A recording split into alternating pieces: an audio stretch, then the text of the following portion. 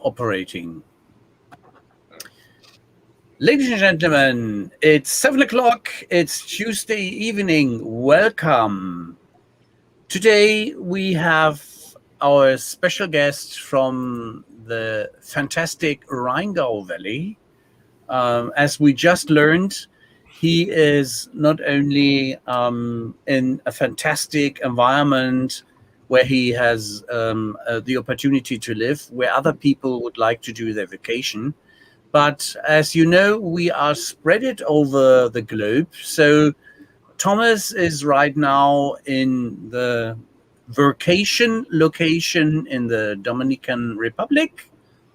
Marshall is in Chicago and myself in the Rhine-Main area, not too far away from Ralf, in the beautiful city of Rossbach, which has the name for the fantastic water. But honestly, I would have preferred wine for today. So starting with you, Ralf, could you give us a little introduction, a bit about your background and how you became the CEO of Shopgate and some of the positions you have inherited up front? Sure, happy to do so. First of all, thanks for the invitation, Ralf. We know each other for quite a while. Pleasure meeting you, Thomas and Marshall. Happy to do the talks and the interactive discussion with the crowd out there. As you said, my name is Ralf Haberich. I just recently started the job as the CEO of Shopgate, which was 1st of April. So the most relevant 100 days are done. The second 100 days have started, and the third and fourth and fifth and so on will follow. It's a very interesting, exciting, and challenging environment to be in. We all know the pandemic discussion. I'm more or less sick and tired of hearing of it, but still it has an impact on the Omnichannel and the retail discussion. But I'm trying to avoid the word pandemic as much as I can. Before that, I've been working for a Microsoft partner, 100% Microsoft partner within the CRM business. So the Microsoft Dynamics 365 business was our issue, based in Frankfurt. And we've done very large enterprises, made sure that they are covered in CRM expertise through our knowledge. That's companies like Evonik, Bayer, BASF, I guess internationally known logos and brands, but also companies like the German Soccer Association, who were really into the CRM logic to make sure that all the network, all the customer satisfaction, customer discussion can happen. But before that, I kind of are already coming from the e-commerce, retail, digitalization path, because I spent roughly 12 years in 2 different companies around web analytics, business intelligence, digital analytics. And we've been already working back then with companies like Zalando, Tom Taylor, etc., making sure that they have all the knowledge they need around the click path, the website visitor, the page impressions back in the days. Of course, it turned more and more into engagement and customer journey discussions. But those were the days when it started. So happy to be here and happy to join the discussion. What does Shopgate do? Great. Just blunt question in between. Dive right on in. Did I miss the question? Yeah, maybe what is Shopgate about? Yeah, sure. I'm happy to come back to that as well. But I'm not here to do advertising. I'm here to discuss with experts. But it's for the background, basically. Oh, yeah, sure. You got introduced as the CEO of a company, and probably correct, yeah. There are 1 or 2 in people who do not know it. And this company used to be known as the expert in the mobile website business and app business. We've been founded in 2009. We grew very strongly and very scalable, you could say, with the mobile website discussion. But also back then, of course, there was a time when responsive design jumped in and mobile websites were less relevant, you could say more or less obsolete. Mm-hmm. So we directly acted on that knowledge up front and created the app business environment, making sure that app discussion and, let's say, mobile commerce still can happen via the app. We've been one of the first to really make this happen in and around Germany. And since 1.5 years, but very strongly beginning of this year, recovering the omnichannel market. So with all the experiences within the last 12 years, growing within digital environment, growing within digital knowledge, we've been able to build up our own omnichannel solution, which is a kind of connected services within a suite. We call it a suite, but you can also digest or buy or service the single content from this one, which is, as we all know, the buzzwords: click and reserve, click and collect, ship from store, clienteling, all discussion around helping in the omnichannel way, the brick and mortar. So you create the future of the mom and pop shop and also larger environments. Would that be a fair statement? Correct. Yeah, I think our sweet spot definitely, or in general for the omnichannel world, might be around something 25 and plus stores that you should have, because based on our experience, if you are a smaller player, you might still be very digital and very digital knowledgeable. But in statistics and in theory, of course, the bigger the company, the more there is a head of retail or head of e-commerce or a chief digital officer on the C-level. So it ensures that within the company, the digital discussion has already taken place and has already been guided into a direction of omnichannel, because it's not about online versus offline or store versus e-commerce. It's the hybrid model that's the give and take for the future. And we're happy, as you said, Ralf, to create the future. But I guess I would also say omnichannel is the future of retail and retail survival, as we have in discussion as well. As we have met in the Shift CX environment, where I've had the pleasure to be in the role of the patronage, Sven Bruck recently was always telling that the future is in the omni-channel operation and a hybrid approach.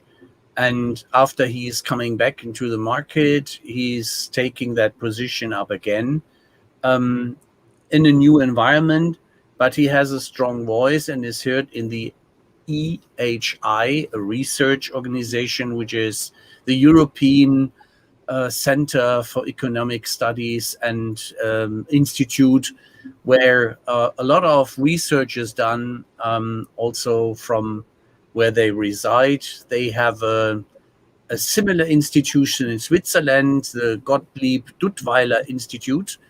And these two are very much in the research of the future of retail. I was surprised that the role of, let's say, the connected retail is so important that they have found out 44% of the researched and or questioned audience does see their future in the connected retail. And as you will have an event on the 31st of August on a problematic, not exactly that topic, but surrounding that topic, what is your position on that one? Yeah, I think as you said, the hybrid model, and especially the let's say the financial future as well for omnichannel or for the business around retail and brick and mortar, can only be a hybrid logic. So if you go full swing into an e-commerce company, of course they will tell you e-commerce is the future, and of course we have seen a huge increase on e-commerce, especially during the last 1 or 2 years. But we also have seen that, for example, in Germany, the household savings of the household net income is around 10 to 11% on average in the last, let's say, 10 to 20 years. But within the pandemic, it grew up to 18, 19, or even 23%. So it's not about, we still have the money, but we don't know where to spend it, because there is the e-commerce channel. We can get everything we want online. Yeah. But it's about the haptical, the physical, and the consultative experience that you still would want to have in a physical store. So if you have your black sock coupon where you have a repeated business in ordering black socks, every 2 months you get 6 new pair, that's nothing you need to do physically in the store. That you know your size, you know the fabrics, you know the color, you just order again, or you have your rhythm to order. But if you go beyond the typical requirements on a basic level, you still would want to achieve a certain satisfaction while doing your shopping. And of course, we've been aiming on a certain industries also to make sure that these products within those industries are products that you like buying. So, for example, it's fashion. You would want to see the measurements. You would want to see the sizes. You want to see the fabrics, the haptical experience of wearing the jacket or the suit. And on the other side, for example, we also have been starting to go strong in the home market, as we call, so everything around your home. That can be a table, a chair, a desk, lamp, accessories, etc. Something, for example, that you would want not to order via e-commerce because a 50, 60, 80 kilogram heavy table or desk, you don't want to order, find out that you don't like the surface of the wood, and you send it back with a very high cost travel discussion. Or, for example, things around the sports industry. So the treadmill, the bicycle, of course you can buy all those things online, but you would always, if you're a normal sport guy and you are trying to build up your own private gym, you would never order a treadmill for 5,000 euro from Techno Gym, where you don't know the technical features, you don't know the programs, you've never run on it. So you still want to have the first impression and the looks and feel and the consulting on it. And then you might be able to or willing to order online or maybe even directly in store. So you definitely want to resume indication, Ralf. Let me interfere here and play the mean guy, because I am the mean guy. So counter examples, I have 3. So Peloton, you just do it, just buy it. Even worse or better, Tesla. You basically have your car bought in less than half an hour. You don't need to go anywhere. You don't even need to ride it, and many people don't do it. And the third one, this is a highly personal one, the height adjustable desk that we recently bought. We just bought it. Yeah. Simple as, without seeing it. And I don't think, looking from the personal side, that I'm that different from many other people. So how to deal with this ambivalence? We might start a philosophical discussion on those 3 topics. I'm trying to answer from my perspective, and I'm happy if you jump in again. Let's say if you order a very functional desk, I fully agree, because there's, for example, I'm sitting on a white desk, which is an office desk, and if you want to have it adjusted in height, that might be an additional function, but there's only up and down. You should understand that without any consulting. The Peloton example, I think, is a kind of a mixed one, because it's still emotional. So you would want to understand the bike itself, but there is only the option to more or less do it online, and all the explanation and discussion comes within the channel or within all the videos and the live stream that you're able to do. So you more or less get the service with the product to your home, which is kind of a new function, I would say. And Tesla is very philosophical. I think Tesla is not a car. Tesla is a kind of a software on wheels. So for me, it's not an emotion aspect buying the car. I understand Tesla drivers. I, for now, would never drive one because I still want to have an emotional relation with my car. And I'm not that techy that I can start an emotional relation with the display. I would like to hear the ending and stuff and all the discussion. Of course, they make it easy for people to order these things. And I just learned that also you can upgrade for, 3,000 euro and have an additional boost just by ordering in an in-store app, more or less, while driving, which I think is fantastic and definitely is the future. Within this topic, I'm still an old-fashioned petrol head.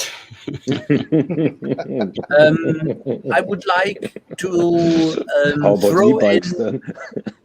then? I don't do e-bikes. No. Okay. You both are still on the traditional how to ride the bike with muscle engine and not the electro engine. And this is what you have very much in common, that you both love your bicycles and that you are both in sportive bicycle riding due to the, let's say, challenging times. To avoid the word you would not like to hear. You are also managing on your private behalf a sports cycling team.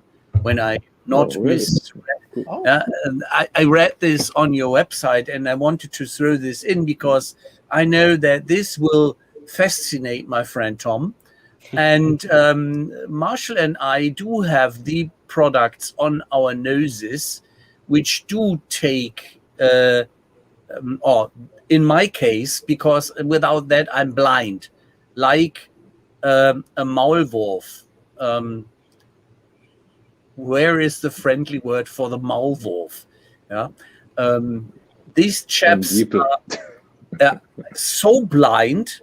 Yeah, I have really trouble to see. And if I'm not going to a specialized optical shop and have there a checkup how the angles in the glasses are, a Mr. Specs cannot manage. They cannot deliver the size and the angles of the glasses in a proper, appropriate thickness. This is one of the reasons why I'm, as a technical driven guy, do not wear a Bose sound integrated pair of glasses, because it's with my eyesight not manageable. Yeah, they cannot handle it. The frames would be large enough, but the glasses are, let's put it politely, they cannot handle my eyesight. Marshall, what do you want to say with this Goldie thing? So you're not only blind but also deaf? The Bose thing is that I'm technical and enlightened, that I could carry my sound around with me, not having a ghetto blaster with me or a headset in the ear. Bose. Okay, Bose. Oh my God. Okay, the ones with the integrated speakers. Exactly. Yeah. Okay. Now I got it. So I was on the area of hearing aids. that's why. Sorry. Well, I'm not as blind that I need a dog already to make my way. Yeah. Yeah. But Marshall, have you bought one of your glasses so far in online? Have you tried it? I haven't tried it yet, because I have a similar problem to you. I don't just have regular eyesight problems. I also have the astigmatism. That genau. That's it. Yeah, that thing. So while I can see, if I take these off, suddenly I can't read. And I need to be able to see what it is I can see. That's terrible. You understand. So I need to experience the lens while I'm buying the glasses. Unfortunately, the problem that I run into, and probably that you would run into also, is that when you get the eye examination and you're given the prescription, they want you to buy your glasses right then and there. It's pressure, because that is how an optician or an optometrist makes their money, is selling you the frames. I would love to get the prescription, go home and shop for frames. I haven't been able to do it yet because I'm a sucker like everybody else. I give in to pressure. And I would love to see better e-commerce integration so that we don't have to do that anymore. So I ask you, Ralf, our guest, how do we get doctors to let us buy our glasses better? I could say I can refer to my contact lenses, and then that problem is solved. Oh, you swine! but I get the problem. Yeah. And I guess, let's say for the international audience, the English word for Maulwurf, I think, is mole. Yeah, thank you. Just to do that, yeah. I'm not 100% sure. But your example with Mr. Specs, I mean, it's they've done a brilliant job in getting this kind of this category as extremely prominent through their business and through their experience in Germany, at least. I'm not sure if they're going outside Germany, to be honest, or at least in the German-speaking region, they should be. I mean, they gone public. They did their IPO. Yeah. I think the shares are more or less flat or move sideways. So, not sure if it is a full success or not, but future will tell. And I think Mr. Specs also did a very good job in making sure that you would be able to buy your new frame, your new glasses, your new brand, your new design maybe online. But from my experience, I heard it's limited to five frames.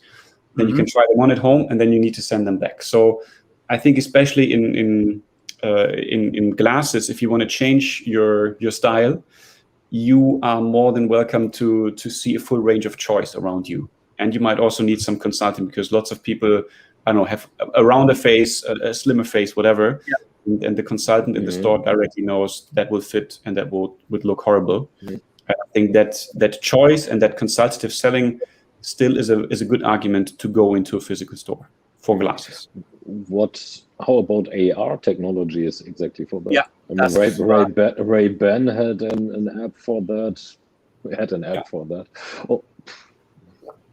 Yeah, 6-7 years ago as well. So you can try your glasses on online. You can pick and choose, and then you kind of mirror your face with the new style. Exactly.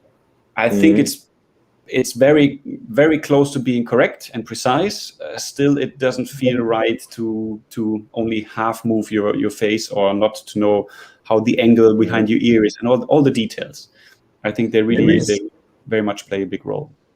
There is a company, as I have chosen that topic by the clear perspective that if somebody is using contact lenses, it's quite easy.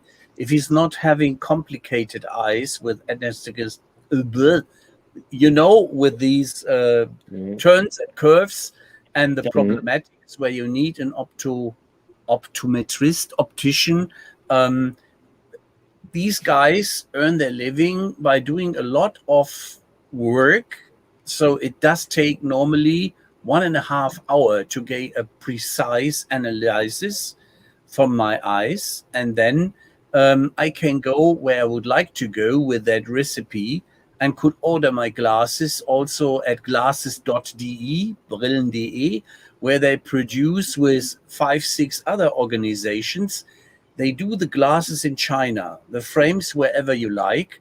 And so I just have to find one who is carrying the Bose, the sound and speaker system guys, and connect with the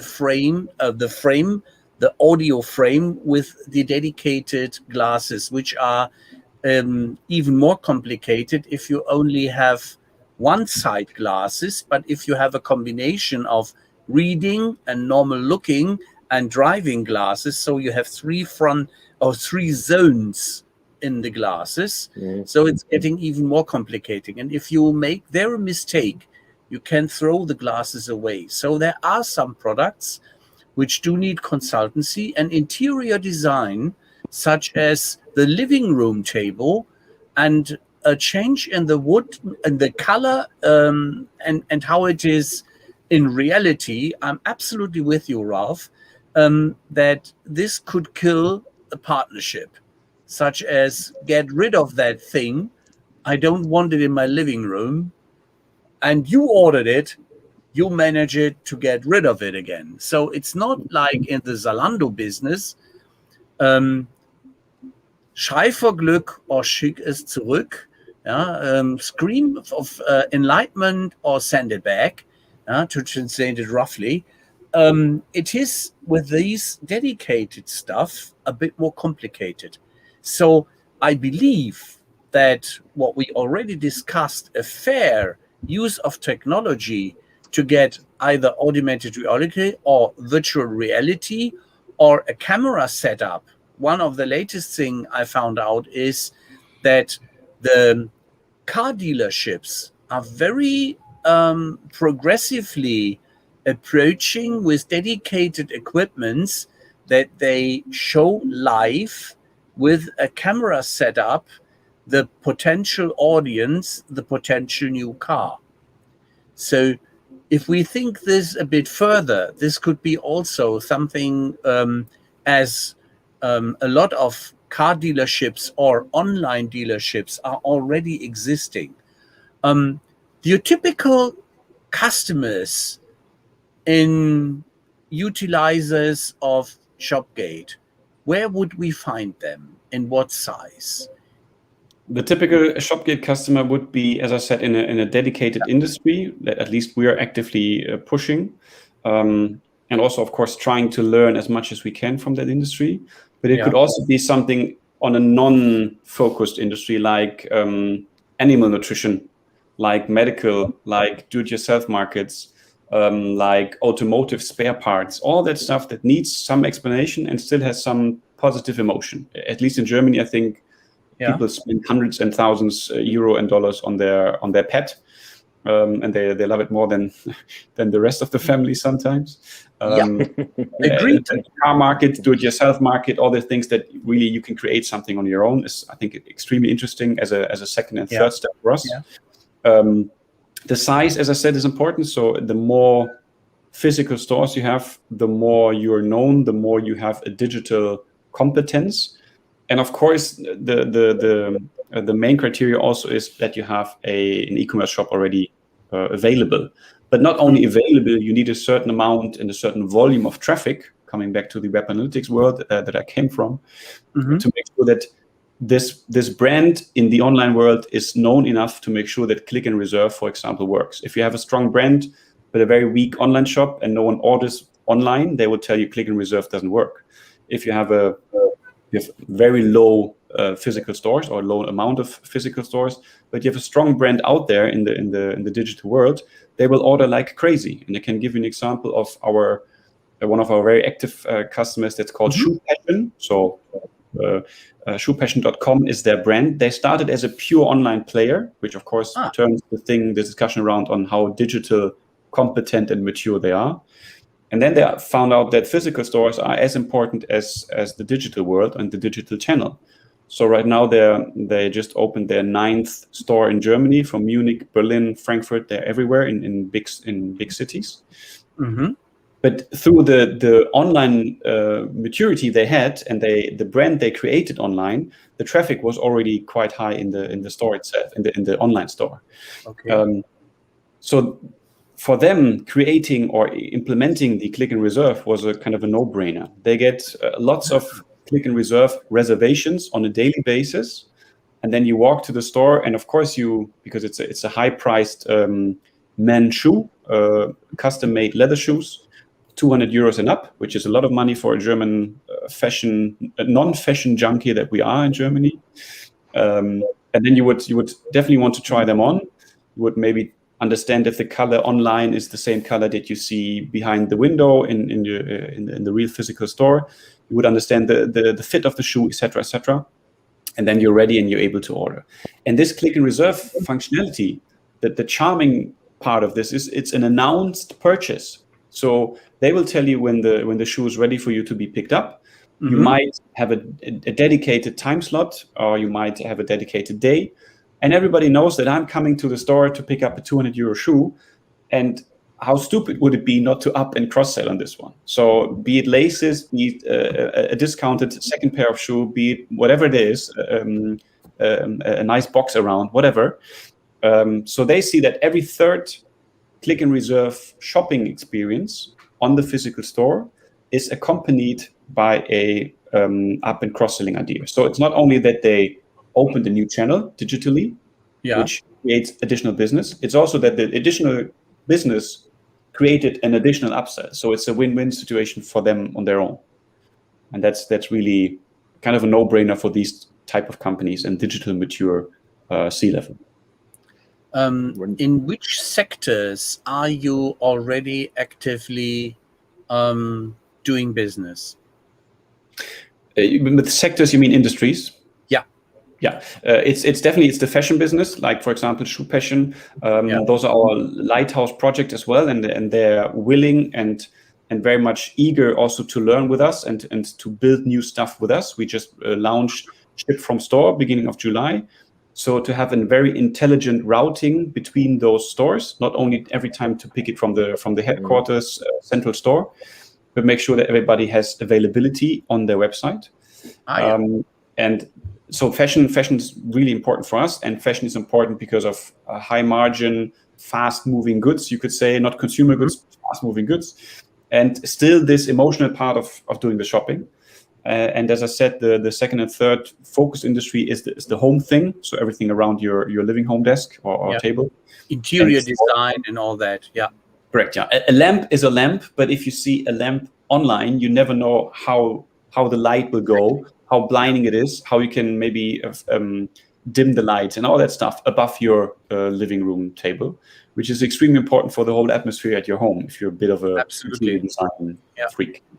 And sports, as I said, is also very important for us to cover. When you are talking to your customers or prospects even, what do you observe has changed for them in the past 2 years, if anything? Yeah, the word I'm not willing to tell, the big C, taught them that it's or taught us as well. I avoided it too, you know. The C word. You have two types of such as we do not talk about new work on the and that stuff. We try to see these as challenging and transforming times, and we have a lot of opportunities. Yeah. And in the end, it's plague. And you got to live with it, and you can live with it, and don't make a big fuss about just move ahead. You know, that's I think. You have two type of potential customers in those discussions. Some of those retailers say we're completely confused. We don't know where the future is going. There's no dedicated budget, but we might discuss a certain, let's say, rev share discussion, and we get a percentage of their margin or of the transaction fee, etc. That's one discussion.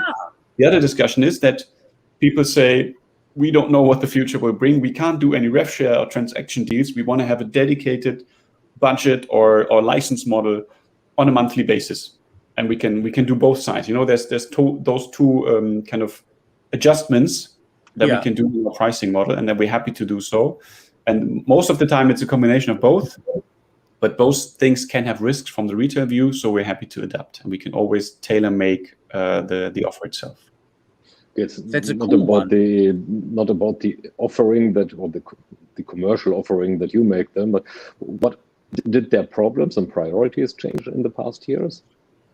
Yeah, that's kind of what I try to refer to. It's the confusion is on both sides, more or less. Some are seeing the future bright and pink, but still they need security. Some see some clouds on the sky, so they're less willing to invest in digital experience, let's say. There's a nice saying that I just learned from a colleague who is our content manager. He said, digitalization starts when the senior dies. So if the senior of the business does that for 3 generations, and as soon as he dies or she, we might talk to the next generation, and we have some percentages more of digitalization. I think that's a nice picture to describe the smaller retailers, maybe 5, 2, 3 retail shops. They see the online shop and the digital world. Sorry, just Siri open up. They see the digital world as kind of a hurdle to move along with their physical stores. They're rather open to new physical stores than discuss the whole digital area. And I strongly believe they will not be called winners in the future to come. So it's a generational thing, basically, what you are saying.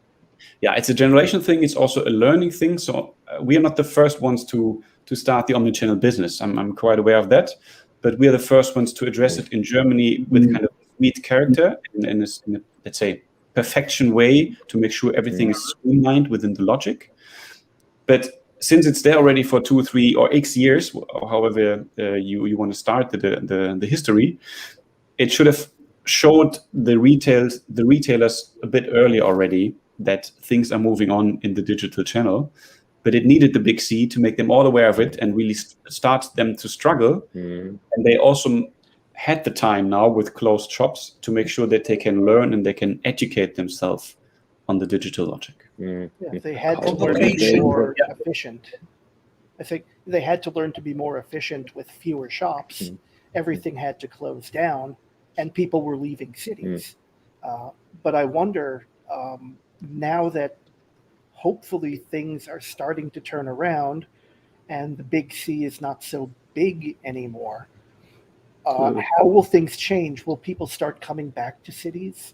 How can we drive that? And should we drive that?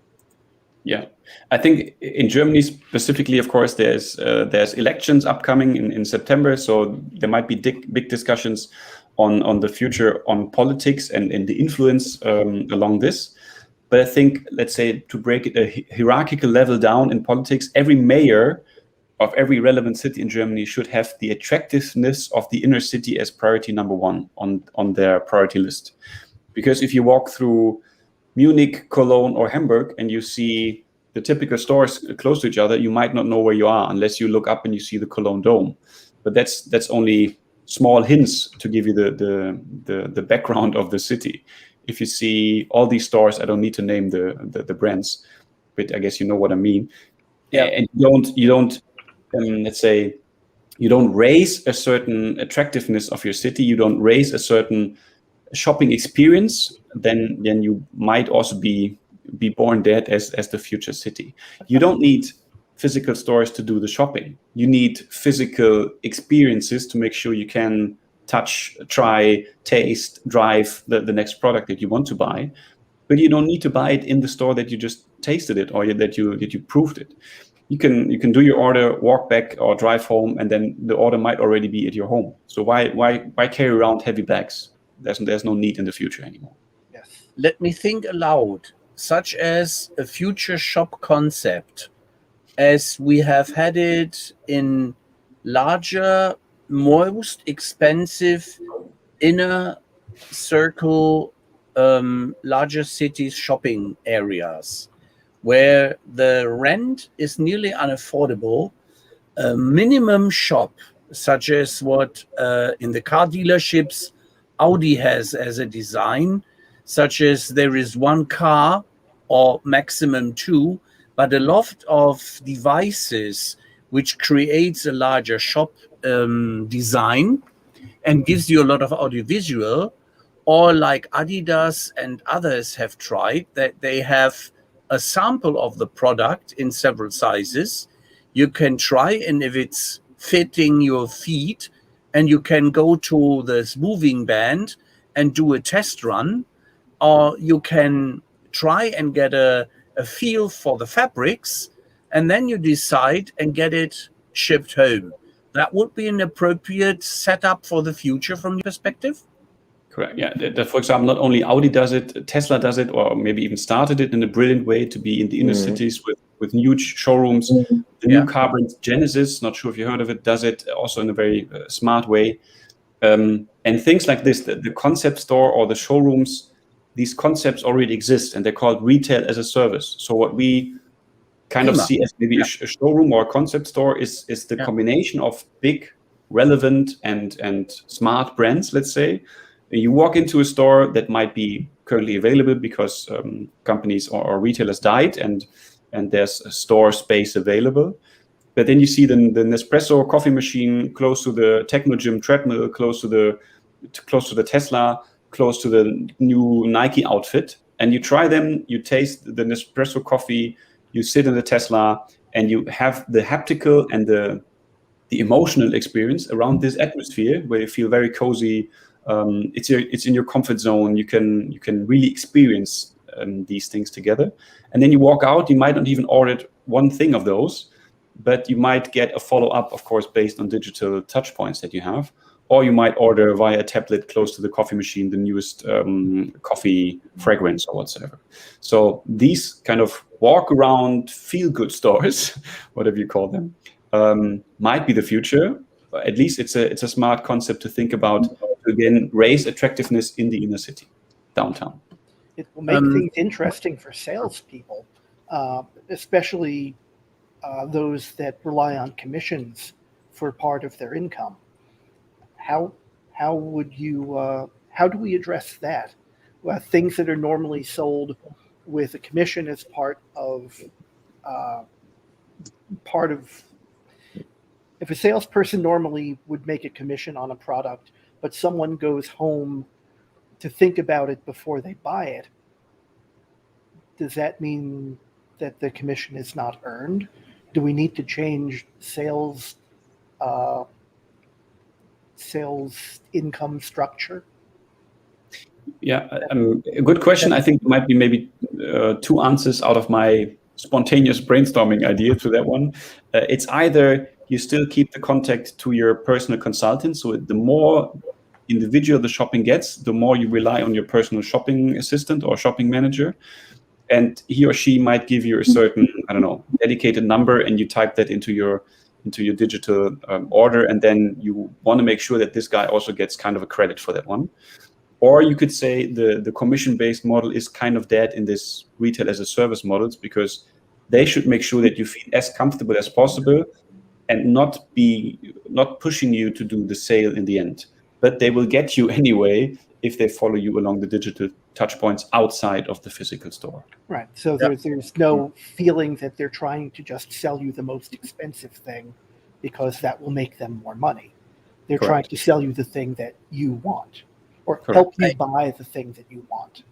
I believe, Marshall, that Ralf had already given us a hint by the experience and the upsell opportunities, not while just being in the shop, but recommending them as being useful, is the step which is coming up, and that we have a combination of the Hero app from Brühl.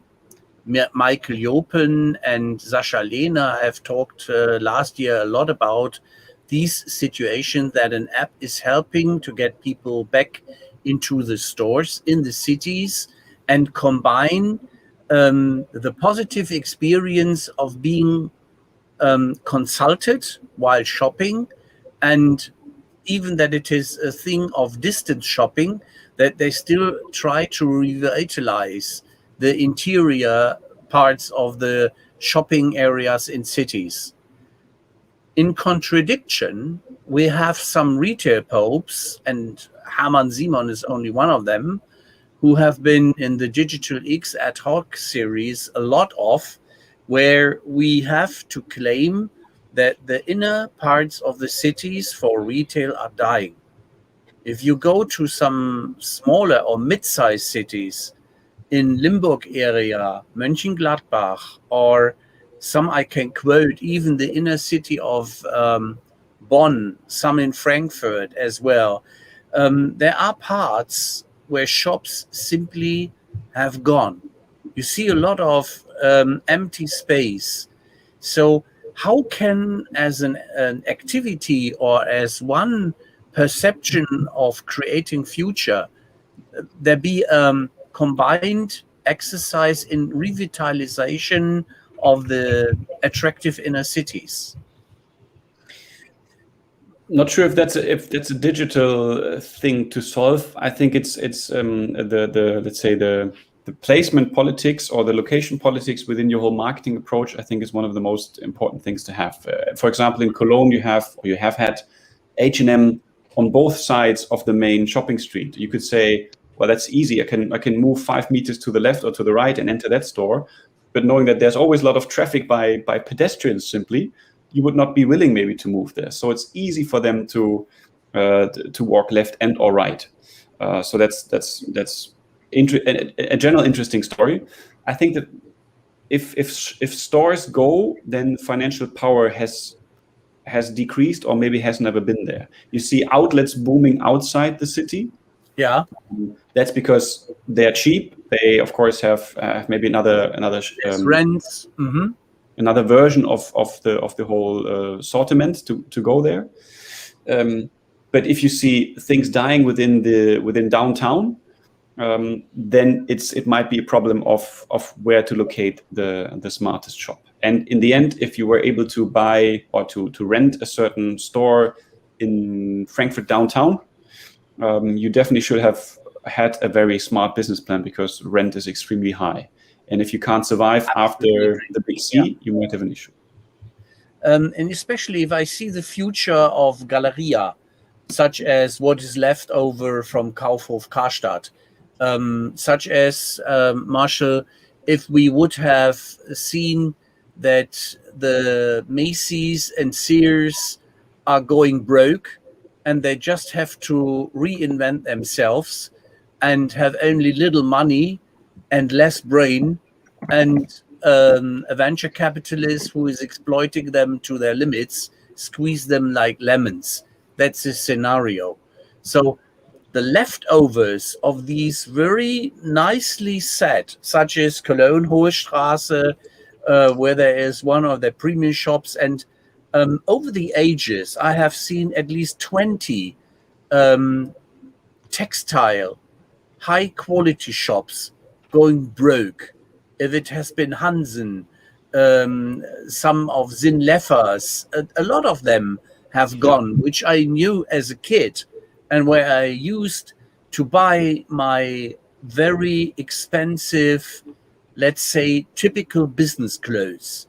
Yeah, my business suit, and I needed the reliable because I was unexperienced. I need a reliable, trusted guidance in getting the proper suit for that thin body these days. Yeah. How do I do this?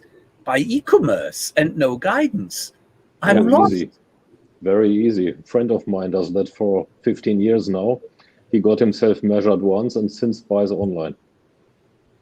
Well, he gets measured once in a while as well because he changed his shape as well.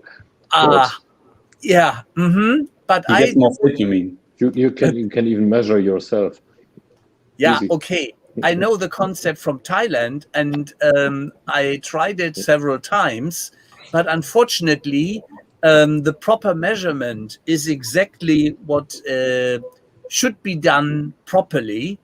Elsewise, even the gifted craftsmen in wherever you can design and get your sweet suit together is not capable in foreseeing that you have had 20 or 32 good dinners. And then that's the usual rubbish in, rubbish out. So you measure, then you can have it done in China and Vietnam, anywhere, even next door by your neighbor.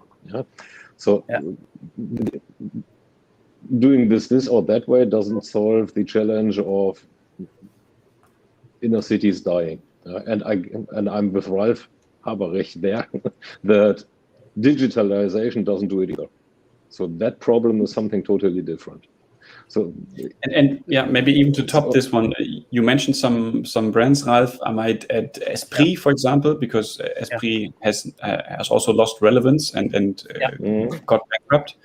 And it's extremely important.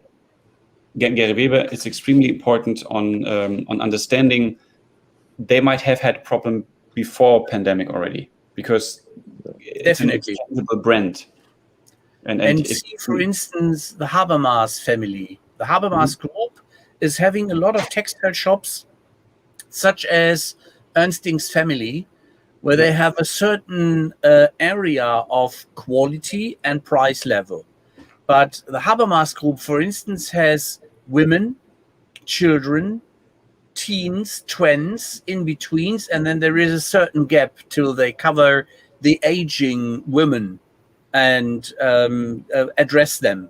So there is some challenge we have in addressing the right audience in an appropriate way, and even that they are not digital used, or that they are near digital usage and using their tablets as their favorite follow-ups of the mail order catalog, which they like to look through, such as Neckermann, Quelle, all these which have gone. So are you a part of the reincarnation of the mail order business as well?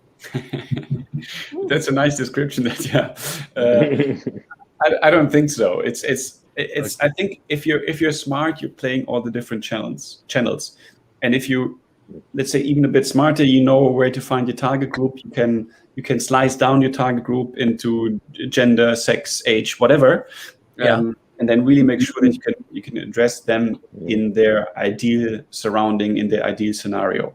And that doesn't mean you need to be on TikTok if you want to buy to younger people. But in the end, it might be like this, and you need to have a kind of a chief trend officer, whatever you call them, that he or she has all the vibes of the things up to come. Why do or don't these mid-sized businesses team up with Amazon? They at the end of that, yeah. Why do or don't? Sorry, you. Why do or don't they? So there are some that are doing. I mean, that Amazon does in the US. Amazon does more business than Walmart, and that's big, big with a capital B. So that certainly means there's certainly some advantage for smaller business in their teaming up with them, or Shopify for another part. Yeah. So from your experience, why do they, or why don't others? Yeah, so lots of them have started to understand the logic of Amazon as well as the Zalando portal, you could say, in the last 12 to 18 months. And they do team up with them, and they try to make sure that their stores have less products, because, of course, they were building up and they had to order upfront for the next seasons and the collections to come. So they wanted to make sure that they at least get rid of the whole stock, be it on a break-even level, at least without profit, but making sure they can free to get new collection in. Of course, it's kind of born from the idea of being under pressure. And if you see the margins Amazon and Zalando takes, which are a nice 2-digit figure, and you could tell those retailers, make sure you get smarter on your own, and then you can save those margins and put them into smart logic technology or chief technology or chief trend officer, as we just said. Then you can at least survive close to Amazon. If you get more and more addicted to Amazon in a negative way, you of course get into the play field of them, and that future might be less bright because you're more and more depending on others, and you're less self-independent, of course. Let's put it that way. Amazon is always in the discussions I had with the professors and retail popes in these at least 10 sets of series in the Digital X environment, where we entered strong discussions and disputes, really, such as Amazon is the service level we have to achieve, and we have to see as a goal and as a benchmark, be as good as Amazon, if we are going online. But Amazon does not give me the consultation. So what I was missing is a mix where we have a very knowledgeable shop guiding consultant, no longer a simple saleswoman or salesman, that they have a lot more of knowledge in their smartphone they carry along, where they have knowledge about me as a customer, as an existing customer, elsewise it will not properly function, and that they can do proper consultation in the way of, you have bought last week the fantastic red blouse, now I have as a special offer a Louis Vuitton bag, which would lovely be combined, and some shoes in your size and your favorite color. These shopping guidance in an app I would take that point, be an excellent add-on to such an omnichannel experience. And such is the challenge of doing proper predictions.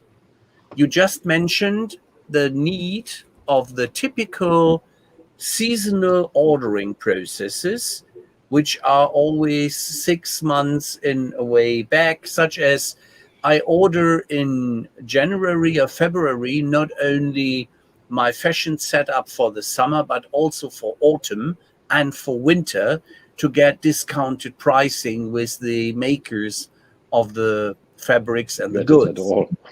To get it at all, Ralf. To get it at all. To get it at all. The fashion makers are working way ahead of the season. It's just not manufactured anymore when it's needed. I think your point, Ralf, is a smart one, but I think let's say artificial intelligence, and we know it's out there. We are 4 people in the call. We might have 5 definitions of artificial intelligence on our own, but the things, the algorithmics, the machine learning, all that stuff, I think you will see that in the future to come. These recommendations on there's red blouse, and for whatever reason, the new trend tells you have to wear pink shoes, and it might be even foreseeing that. I don't know. The latest influencer is actively pushing this one, so they're recommending it to you, so you can follow even quicker to be a Me Too product. But I think it still to refer to Amazon. I think Amazon is raising the bar every single day because they're still really living the dream or the obsession of being customer focused, and I think everybody understands now with the whole rocket ship ego discussion that Jeff Bezos is obsessed in what way ever, but being the first, being the best, I think that's a clear mental game that they're playing. And every one of those is brilliant in this. Everyone who has those rocket ship companies on their own is brilliant in doing so. But it's not about, the retailer should really be quiet about moaning about Amazon. They should try to copy as much as they can. They should be getting as digital as they can. They cannot tell Amazon is taking away my business, then move out of the way, because they won't wait for no one. Get digital or die is my provocative thesis there. So learn from them, adopt, and be more agile as the standard shop around the corner. Just show that you understand your customer. And for that, prediction of customers' needs is very useful, and therefore I'm a big advocate of the story. You need proper data. If you have crap in your databases, then the best helping hand Shopgate can give you to leverage your business will not be as successful as we have in the earlier days up front in a business when we were utilizing and making a clear path of how useful CRM systems are. So what I see is I need a clearer picture of my potential customer whom I serve with the data I have proper set up in the CRM or another system, a Warenwirtschaft system or ERP or what so. And then I can serve together Omnichannel through Shopgate and some other linked software and deliver then a better service than without it. Correct, yeah. Well, there's a second or 2 more issues with that. One is you as a small or mid-sized retailer probably do not sell clothes as well as a Louis Vuitton bag, just to put that brand. And the other thing is you don't have enough access to potential customers. These are 2 of the core values that ecosystems like Amazon bring. So the question is, how do the retailers who do want to change but don't have the scale, because scale is the problem there, how do they react to that? They can only embrace an ecosystem or try to build a new one, similar to whatever cooperatives like Intershop formerly have been, for example. But is there a trend going to that direction as well, again, to share customer bases, to share product bases in order to do cross and upsell as part of a group? As part of a group, I'm not sure, Thomas, but at least with this, what we mentioned, retail as a service, this concept store downtown, this is also kind of referring to this one, because with big brands definitely combining knowledge and maybe combining a certain database, let's call it this way, to make sure they also approach the right customers and the right target group. And maybe they found out way before that the Nespresso coffee machine lover is also definitely driving a Tesla or would love a Samsung over an iPhone. That's in the database that they need to do upfront as a corporation, because if you have 2 or 3 brands that really contradict each other in the same concept store, you have a very splattered target group which you don't want to seriously approach. But talking about this prediction stuff, that's which I think for us also is the future, and we're happy to discuss those as the more advanced ones, I would say. I think for the retailers, it's time to start with the first step, and that's beginning with the product availability, making it visual on Google and Google local shopping. Most of the retailers still didn't put their whole stores and their whole stock and their whole offering on Google. So there's no option for me to find the nearest store that has a certain pair of trousers or my favorite watch, whatever, because I don't know that they're around the corner and they have this product available.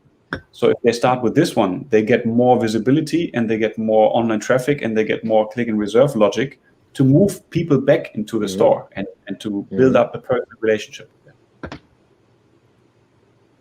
The prediction issue came with me and is driving me crazy, as a lot of manufacturers and wholesalers work with shitty data. And then they use an artificial intelligence software which is predicting with the non-human intelligence what they should order or what the potential customer will do. And surprise, surprise, based on the shitty data, they are going in the wrong direction. And you can do these mistakes once, but not in a large scale. Elsewise, it kills you. Yeah. And the question coming up, now I see that we are not forced to finish right now on the hour. I believe that this is a drama which is happening right now over the industries. I would like to see and learn about your position, Ralf, how you see that. How do we get more appropriate data for those customers of yours and their customers? Yeah, coming from the CRM world, of course, as you said, shitty data is definitely an issue, but collecting data is the first step, and I rather make sense of shitty data than have no data at all. But of course, we're in the 21st century. We should move forward and really make sure that we get a smart knowledge and let's say interfaces and interconnections of collected data. Yeah. And if you're able as a company, as a retail store, as a brand to do that on your own, get external expertise. That can be technology, but technology, I think, is just the vehicle. It's never the solution.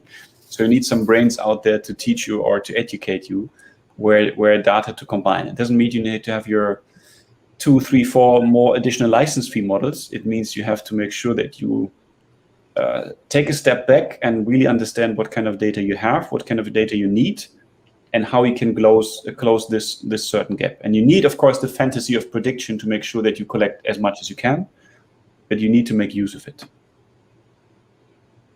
And it doesn't hurt if you can make it worthwhile for the consumer, the customer, to want to give you that data in the first place. Mm-hmm. That's always, it's always been the issue of, getting past that hurdle.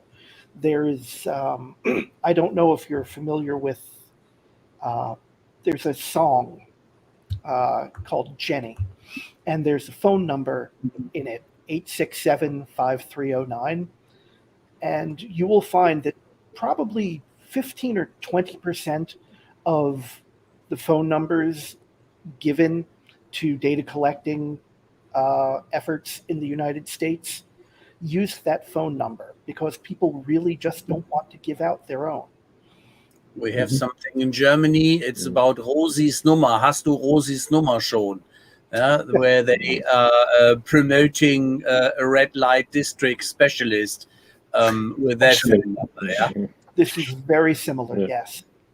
Okay. And also, I think people also need to understand that collecting the data, as you said, Marshall, 100% agree. Make sure that you are able to start collecting the data. And we might not turn into the GDPR topic because I think it's rather boring, although we all need it. And I think countries like USA will open their gap even more because we're bound in the GDPR discussions while they just do on a more free basis, collecting data and learning from this one. But making sure that you can collect the data, making sure that you can approach certain people, and maybe even before that, make sure you have something to say and some benefit to tell to them. If you're trying to sell like crazy and always want to be closing, but you don't have a certain argument to talk to you as a company, as a brand, as a salesperson, I would never listen to you and I would never give you some data. I mean, we all know people currently pay with data instead of money. Yeah. But people are happy to do so because they're educated enough to understand that Facebooks and WhatsApps of the world are collecting the data. But they don't care because they see the value of a free and easy text messaging system like WhatsApp over the fear of giving the data, which I think is a fair deal. It's a trade-off, and as long as we have empathy with the combination of customer relationship management, which adds then to on free will shared data, because I do see a benefit, then I think that we are on a path for a win-win-win situation, which is future. What I do not like is the greedy and grabby kraken and octopuses of data collection, which are running around and do nasty stuff on not my declared free will. Such is that we still do not have, after 1 year, that the law case Schrems 2 is not healed, and that there are no proper negotiations running around from the US on all the, let's say, behalfs of the European Commission as well, that they find a new setup of how to properly transfer data to each other's aside of the SCCs, which are crap. They are not worth the paper they are written on. Yeah? So was Privacy Shield. So yeah. What changed? But if you look at the discussion that Mark Zuckerberg has with certain governors or lawyers or with the court, and like Mark Zuckerberg or not, that's a neutral discussion. But to see what questions he gets and what kind of non-competence is at the other side of the table, while he's trying to at least answer a technical issue. Of course, it's crazy. Yeah, I absolutely agree. I know Max for some years now, and we have an interesting writing discussion, and from time to time a video conference or something like that. But the aspect is that he is a law student finalizing and is just getting, as a private matter of interest, was going into the first case. And on the other end is a lot of stubbornness, stupidity, and non-empathetic understanding. And this is what drives me crazy, such as we see it all over the place. Either we try to understand what the other side or their interests are, like in lobbyism, yeah. And there is a lobby of people which are called citizens, which have a free will, and in a democratic society may express this free will, such as I'm happy to give you data if I get something in return, but I'm not allowing you that your spokes and all your Schlapphut-Träger and all your secret services are collecting whatever they can get, not knowing what they might do, taking the point of Snowden, or taking another perspective, such as, I just simply want that my data I would love to give to my Shopgate partner and have a better customer experience and a better shopping experience, that this is running to China, to Alibaba, going to the NSA and selling and serving others, which I have no business relations with, but I cannot be on the safe side. This is what I dislike. Yeah. But it's also, I think it's a controversy, at least in Germany, happy to understand how that is in Canada and in the US. People are afraid of giving the waiter the credit card because he might do something crazy with it, but then they have the Alexa box at home in their living room and they're absolutely sure they're not listening. It's only when they call the name Alexa, then it will switch on Of course. And they all have Facebook accounts and they all use Google search. So this is the example I've written in our, let's say, guiding sheet, that I recall these happenings when little children have ordered through Alexa tons of dog food because they wanted to feed their puppy. Yeah. And another one was that tons of cereals have been mail ordered by Alexa. Yeah. So through Alexa, not by. Okay, through Alexa. Yeah. Which is a difference. But also Alexa but it's only a step away that Alexa will do it. Trust me. This is the negative side of the force, or the dark side of the force, which is coming through AI. And if we are not properly controlling it, and say at a certain red line when it's crossed, no way, friend. Yeah. I believe that in Germany, you're absolutely right, Ralf. We have a behavior which is through the eyes seen of free capitalism and free sharing of everything. They do not like our attitude in being so cautious with data.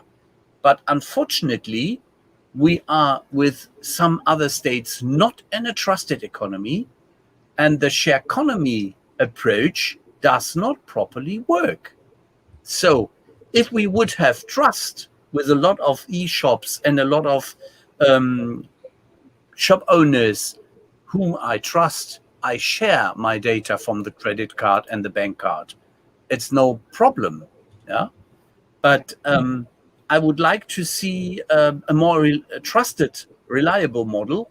And so I'm very happy to see these trusted shop signes in a lot of the online shops here in Germany, utilizing this to build trust, and to build confidence. And the stuff with the 30 days refund approach, that's fair. This is helping me to make a decision even with a certain risk. That's law. But it's law. Yeah. But even nothing so, about fair there. Yeah. Still, even so, there are a lot of businesses, and pretty much every government agency thinks that it is better to ask for forgiveness than for permission. Danke. Mm-hmm. So they will try and get away with whatever they can until they get caught, which will drive the next piece of legislation. The evil is always and everywhere. Yeah. The dark Marshall, side of the force. That was a literal translation of a lyric. Yeah. Das People Böse suck. ist immer und überall. Yeah. Let's say, coming back to the omnichannel logic, of course, you also need to find a trusted partner, and you need to find logics and technology that you're happy to share data or share knowledge. But in the end, you also are kind of forced to move on the digital path if you want to survive. Yeah. But if you're willing to survive and if you're willing to learn more, and it doesn't mean retailers, it's in every of our business and our jobs, I guess. If you don't educate further nowadays, you get left behind. And I'm willing to take the challenge, and I'm more than curious and eager to understand the future. But of course, there are some that are less interested and have maybe jobs that are less digital, and they might definitely get an issue sooner or later. Although we're creating new jobs, but a taxi driver who's losing his or her job is not the right replacement for a software developer who's to come. So there's a gap in knowledge and education. Well, I wonder if you would like to share plenty of harvesting people in Portugal who actually are software developers. They just got let go. Yeah. In a bit more eastern areas of Western Europe, for example, Germany. Right. Yeah. And would you like to share some views on your market friends and what others would call competition? I was stunned that just 10 minutes ride, your headquarters is from my home place in Butzbach. And before you joined Shopgate, I didn't know them. Yeah, my mistake. But I was stunned that high technology is just around the corner. Yeah. Yeah, it's the Silicon Valley of Hessen. No, it's not. But I think it's interesting to say that, of course, there's competition around there, and as I said, we're not the first ones to do so. But in the aspect of the whole logic of the suite, I think we're one of the unique examples out there. But there are companies who do click and reserve only. There are companies who do shipping solutions like ship from store in a very specialized way. But you as a retailer would then need to pick 3, 4, 5 different vendors and maybe an external consulting agency to combine all this and have interfaces with it. And of course, there are companies out there in the US that have similar approaches. But I think for Germany, and it's our issue that we're less known currently, and now I'm happy that it changed with you, Ralf, that you more and that we're closer. But it's my main criterion to create the momentum that we have in the market, because omnichannel is a discussion, and it's up to us to not discuss omnichannel. It's up to us to discuss omnichannel with us. That's the goal. That's the main goal. This is very much a brilliant approach to close our 1.25 hour lasting discussion and exchange of perspectives. Yeah, well you see this as well, Marshall? Yeah, I agree. Any famous last words from Thomas? I agree too. How about that? Anything you would like to wrap up, I would say, as a final statement?